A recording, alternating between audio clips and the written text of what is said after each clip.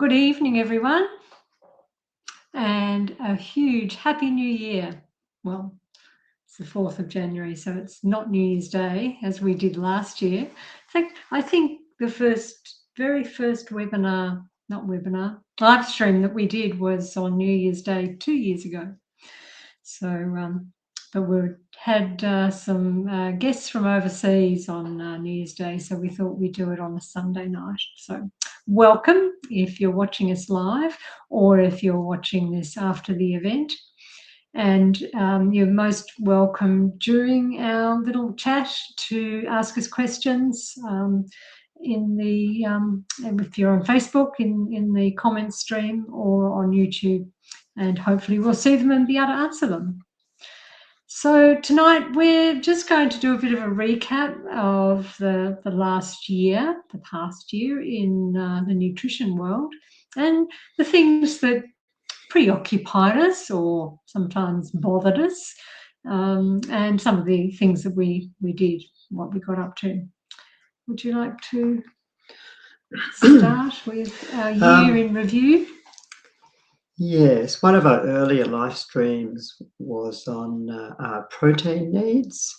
So we've heard a lot about this. Sorry, just to introduce that bit. We did 10 live streams during last year, with one starting on New Year's Day.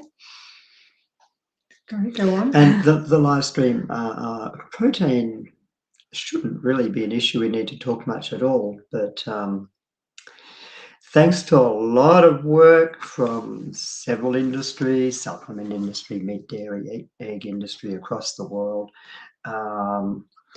proteins becoming an issue, and lots of people are concerned about protein, and the older person's told they might need more, and most sports people think they need twice as much as they actually need. So this is a bit frustrating. It's sort of part of a wider push. I'll digress a bit here, Jenny. I'll come back to that. So we talked a bit about protein, and we've actually updated our page on protein, which sort of takes the format a bit of a Q&A, trying to answer the sort of major questions that people have about protein and protein requirements, and including a few other sort of issues we thought important that people might not ask about. So that's protein.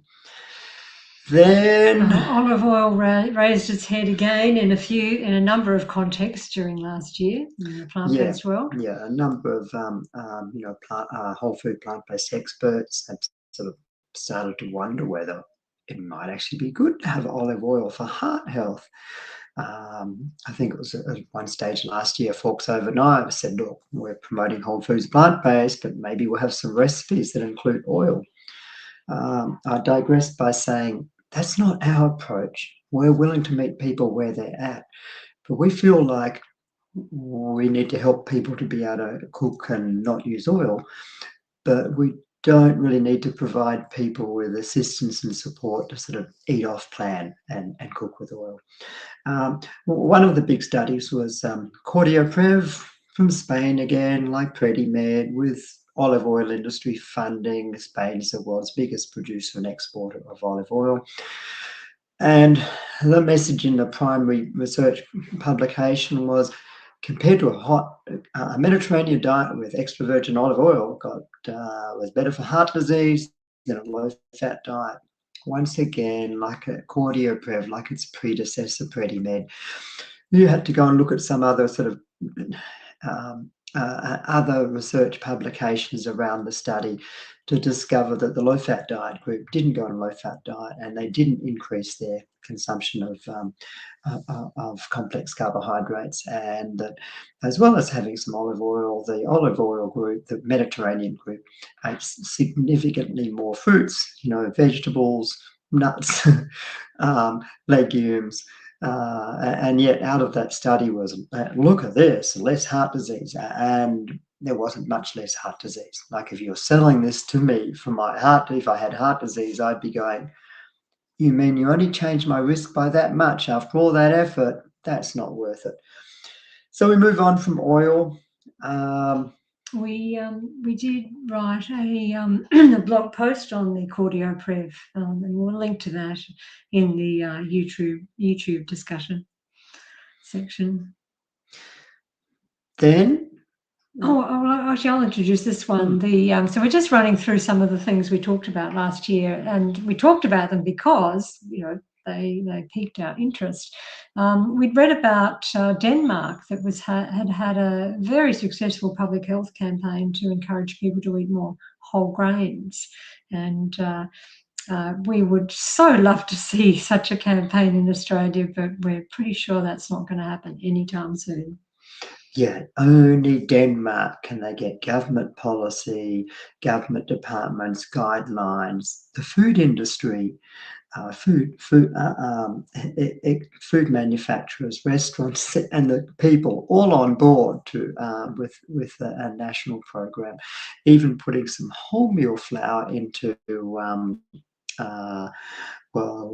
let's say some food that we sort of classify as junk, but would be an improvement with the whole grains.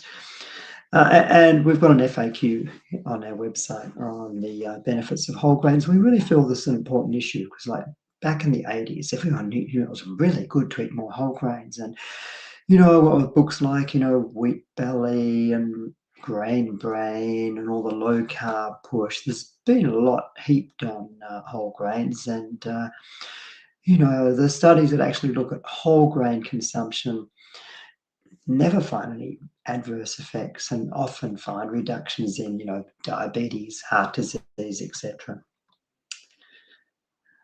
Then we did another live stream on the challenges of eating out, always a challenge.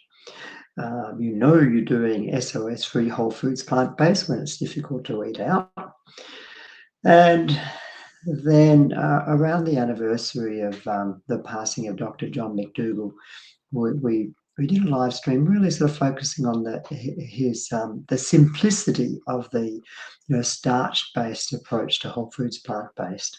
It just sort of reminded me, I know I'm speaking out of turn, but something we want to follow up next year, or no, this year, now that we're in 2026, is the people are often wanting to make the diet really complex and get carried away with wanting to consume, even more antioxidants and polyphenols. And we sort of want to try and put that into context, do a little bit of a deep dive, but we haven't done that yet. I think so. We'll be looking at things like, they talk about microbial, plant diversity and microbial, gut microbial diversity. And I think we'll be having a look at that next year because we think this year, because as Jenny said, we think that most of the benefits come from the simplicity. Do you know, I'm just wondering if anyone who is watching could just pop a note in the comment to make sure that our sound is okay. It just occurred to me. I've had no one make any comment, and I always like to check because if our sound is a bit scrambled, we don't know that until we watch the replay. So if anyone would like to make a comment, say the sound's all good, please let us know. Sorry, interrupted there. So sounds fine. Thank you so much, Stephen.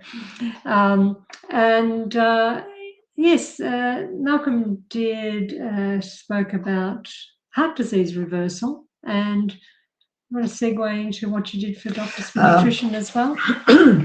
Yeah, we did a short live stream on all the little adjustments you make with whole foods plant-based and the emphases for heart disease reversal.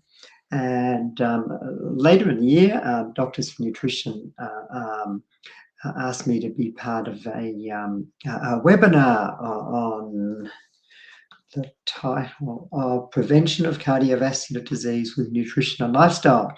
And that was in late September, about 2 days after we got back from the Plant-Based Nutrition Healthcare Conference in the US.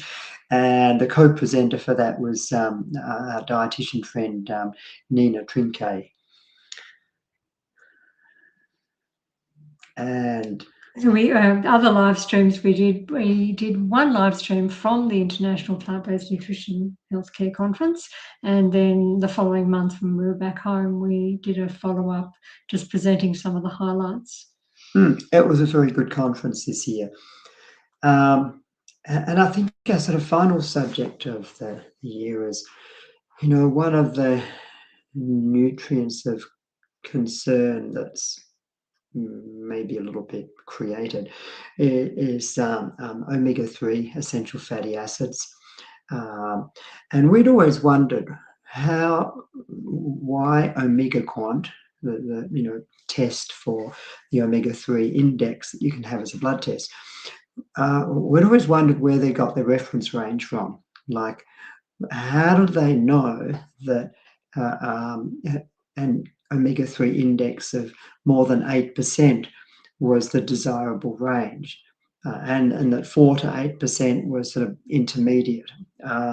So we did a bit of a dive into that, including going back and looking quite hard at the research paper from the person who developed the omega-3 index, and I think may have founded Omega Quant. And even the original research paper didn't justify the 8%. Now, in other papers we read on this, there didn't really seem to be any proven drawbacks of being in that intermediate 4 to 8%, which is really fortunate because we've seen a few whole foods plant-based people have their omega-3 index measured, and it's never above 8%. It's always round about, maybe around about 5 or 6% at the most.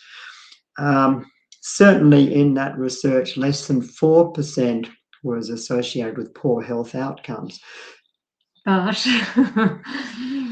that research always is with people eating a standard Western diet. So we would still wonder whether, is it a problem if you're eating a very healthy diet and you're feeling healthy? Let's say your omega-3 index was 3.5. Is that a problem?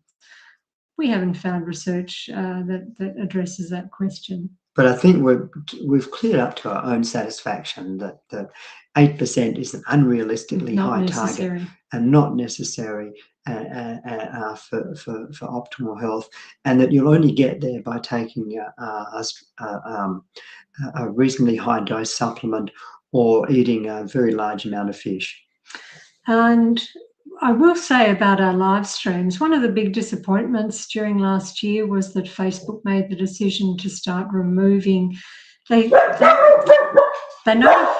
notified us saying that they, excuse me, fix that dog, notified us to say that they were going to remove the videos from Facebook posts.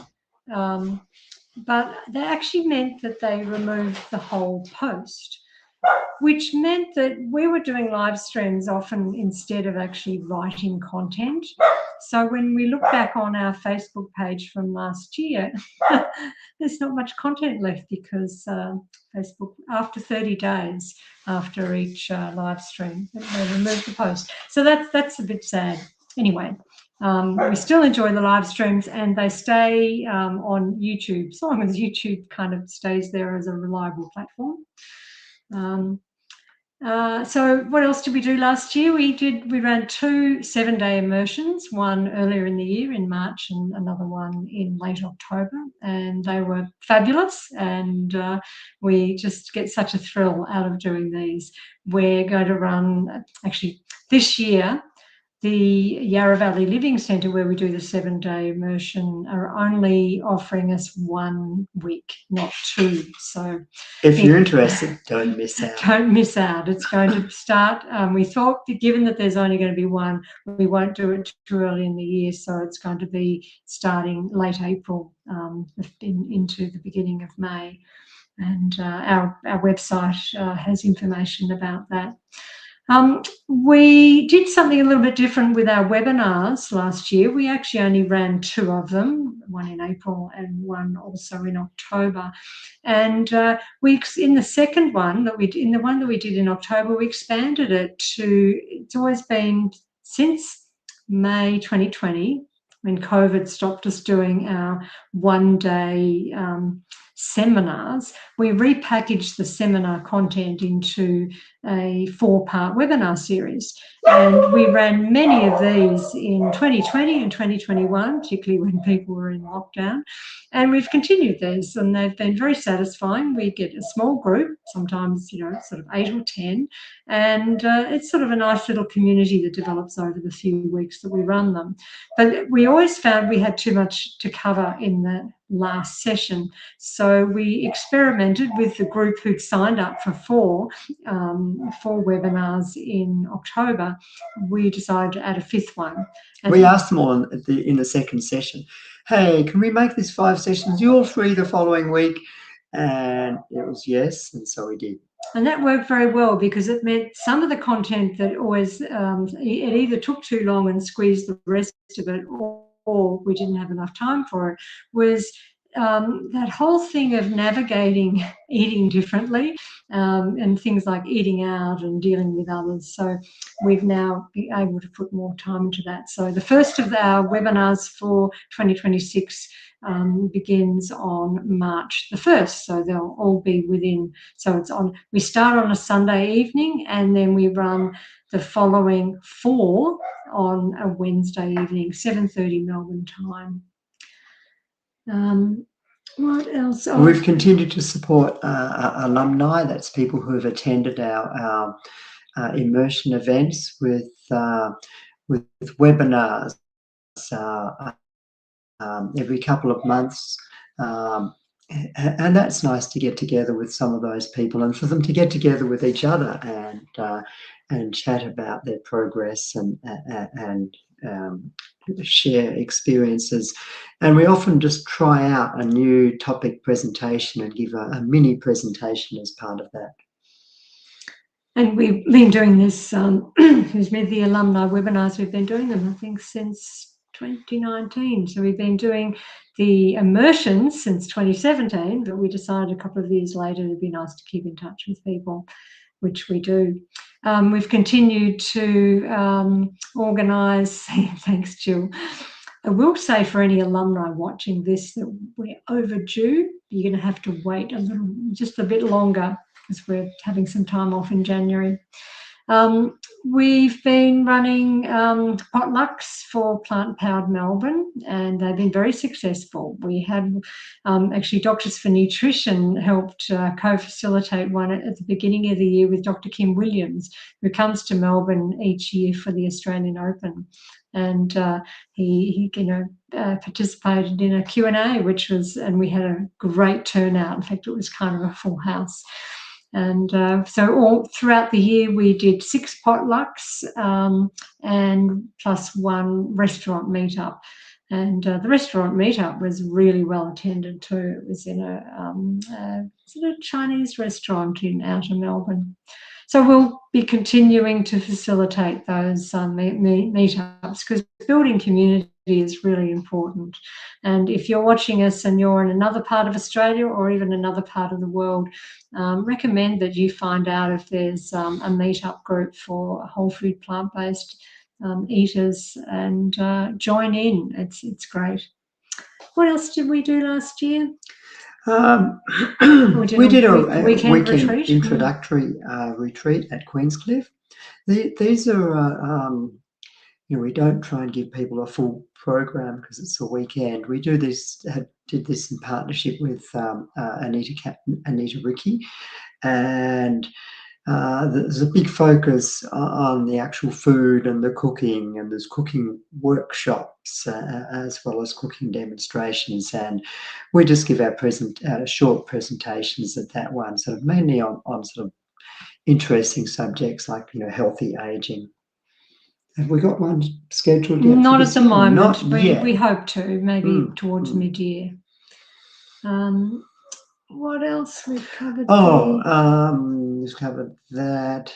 Do you want to say anything more about the conference? We did do 2 live streams about the International Plant-Based Nutrition Conference. We have decided not to go to the USA this year for their conference for a couple of reasons. Say no more. Let's just say part of the reason is they've, to avoid clashing with other major events, Plantrition Project have shifted their conference from September, October back to May. So it would have made it a bit difficult for us to get the best airfares and things. And so this year, and I think we've already got other things planned. So this year we'll be binge watching their conference online. Yeah, and reporting to you about that. One of the highlights was going to Adelaide in November to the Doctors for Nutrition Symposium. They had a one-day symposium with, I think, a follow-up half-day that was culinary medicine. Yeah. And we didn't attend the next day, but we attended the full day. And it was, once again, it's a delight to be amongst, I don't know, there's a few hundred people there, wasn't there? And we knew a lot of them, and just hanging out with like-minded people and listening to some really good speakers. There were good presentations. It exceeded my expectations. There was one speaker that, the trouble with really sporty, active, plant-based people is they do things like fall off their bikes. So there was one speaker who was replaced in the final week by a panel, and that actually worked really well. We didn't have too much time to rehearse that, which probably made it better. And that was myself, Nina Trinquet, Peter Johnston, and Dr. Sam Gartland. Sam Gartland, yeah. So that was a great day, and they're going to hold something similar in Sydney later this year. The details aren't in November. The details will be out, over the next month or two, I think. With Doctors for Nutrition, the other thing is they've developed a new online heart disease program, tackling heart disease. And I did the 5-minute introductory video to that. My presentation, my webinar presentation with Nina Trinquet, you can watch that online. It's only free if you're a member. And there is quite a reasonably priced community membership. It is more expensive for health practitioners, especially, because they can be watching or partaking in the various activities that Doctors for Nutrition put on for professional development purposes. But if you're not one of those, then you're welcome to take out a community membership. We encourage you to take out membership of Doctors for Nutrition, because they're our only organisation in Australia promoting whole foods, plant-based nutrition, and they're a registered charity, so they rely on largely on donations. I know it. I'll add. There's many of you know about the very large group Whole Food Plant-Based Aussies. You need to be an Aussie to be in it. Sorry if you're watching this from overseas. And I was feeling a little bit, I was losing my motivation to be active in the group, because I was finding Facebook was becoming rather annoying, and I was losing motivation to even have a look at Facebook on a daily basis. But I decided to flip all that on the head, and I set myself a challenge in December to do a post in the group every day, which I did. I think I actually missed 2 days on the day, but I then doubled up the next day. So I did 31 posts in the group on a whole range of topics, hopefully to be helpful to people, whether they're newbies or... Is there anywhere where they can see all those posts in one place? No, it's not the way Facebook works. I guess I could try and package it up as a document and then work out where on earth we would... have it. Maybe our website. Not sure how we do that. Maybe actually some of the posts where I actually did put fingers to the keyboard for quite a while, maybe we'll turn some of those into blog posts. I'll have to think about that one. But that really took up my time right up until a few days ago. So what else? I think that's pretty much everything we did last year. I think that's what we did. And we like to stick to the positive, but we can't help but mention our frustration with the direction that nutrition's taking worldwide. Increasing meat consumption in the USA, in Australia, in the world. This is terrible for the environment. And this really follows like a decade or decades-long well-planned push by the meat, dairy, and egg industries. They fund research to try and design research like to rewrite nutrition science. They recruit key media persons, and they create nutrient concerns. Like up until a year or so ago, had you ever heard that you might be choline deficient? And yet there are even people who are plant-based who are taking choline supplements. So that was it. There is actually Dr. Michael Greger, his website, nutritionfacts.org, has got a wonderful video. You can just type in choline on how the egg industry decided to make this, a big thing to promote their product. Yeah, originally, they were finding that the high choline content of eggs was driving some of the disease that they're associated with through the gut microbiome, and choline being a substrate for the inflammatory artery toxin TMAO. So what better way to counter that than to work on the fact that choline is an essential nutrient in very small amounts, and to sort of manufacture a sort of choline crisis across the world, and aim at particular groups that are quite vulnerable to misfear, like pregnancy, for example. But and I think protein is only going to get worse over the next year, the misinformation. And, we're seeing terms like, people actually talking about protein with that meal, and it's like there's no actual food group called protein. Food's usually a mixture of all the macros. And then they talk about lean protein. Obviously, that comes from the meat industry, and the very leanest meats might be 20% or so fat, and the slightly fattier ones might be, up to 50%. So anything but lean protein, but it's a good advertising term. And we've seen the idea of quality protein come back into the media and medical education. This sort of an idea from a long time ago that that there's something inferior about plant proteins, and so the term quality proteins shouldn't be used anymore, but they've brought it back again to make you think that the protein from animal sources is healthy or necessary. But we will be focusing on the positive. We like to focus on positive, healthy, helpful information, rather than spending too much time and grievance on criticizing what we see in the media and the misinformation out there.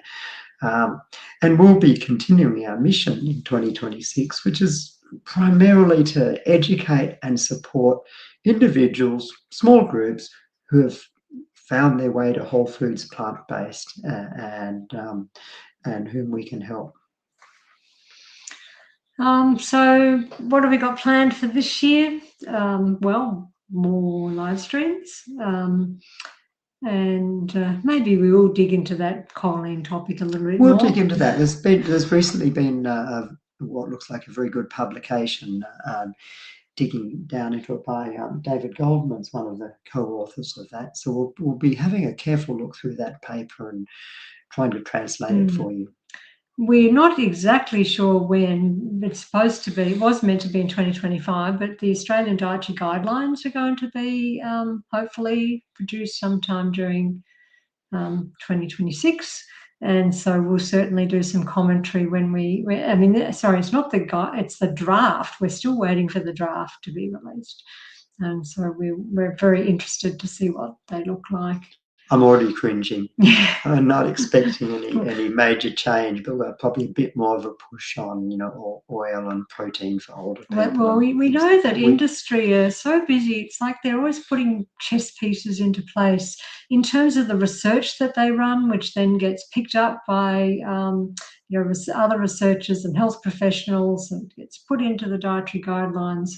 And there's just so much research in nutrition that is, pushed by industry, guided by industry, funded by industry.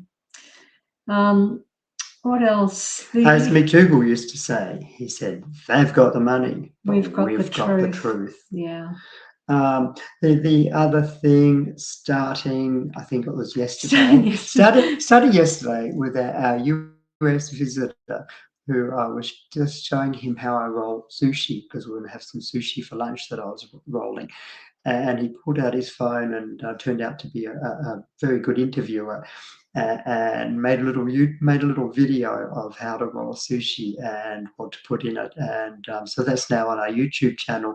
So we'll be dipping our toe into culinary medicine with further short videos on how we prepare food.